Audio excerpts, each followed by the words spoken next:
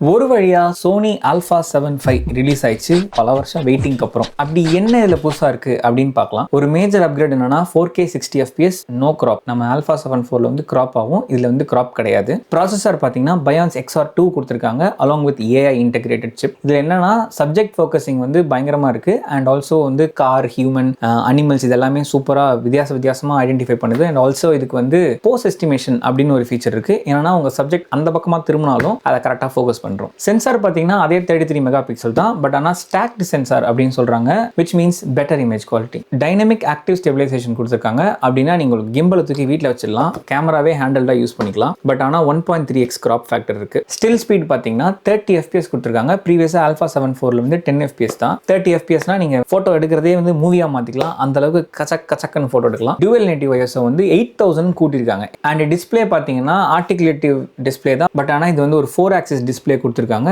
Low angle shot, low level ஷாட்லாம் நீங்க எடுக்கும்போது கொஞ்சம் ஈஸியா இருக்கும். And in camera noise reduction feature கொடுத்திருக்காங்க. நீங்க எக்ஸ்டர்னலா என்ன மைக் யூஸ் பண்ணாலும் 3.5mm ஜாக்ல நீங்க கொடுத்தீங்கன்னா உங்களோட மைக் வந்து ஒரு நாய்ஸ் கேன்சலேஷன் மைக்கா மாறிடும். அண்ட் 2 USB-C போர்ட் இருக்கு. 10 GB/s உங்களுக்கு டேட்டா ட்ரான்ஸ்ஃபர் பண்ற மாதிரி ஒரு பவர் போர்ட் கொடுத்திருக்காங்க. இதை பத்தி ஃபுல்லா டீடைலா நான் யூடியூப்லயும் எக்ஸ்பிளைன் பண்ணிருக்கேன். அண்ட் ஆல்சோ இதை பத்தின பிரைஸ் டீடைல்ஸ் வந்து கீழே டிஸ்கிரிப்ஷன்ல இருக்கு. இந்த வீடியோவை உங்க ஃப்ரெண்டு சோனி யூசரா இருந்தா அனுப்புங்க அண்ட் அவங்களை வந்து அப்கிரேட் பண்ண சொல்லுங்க.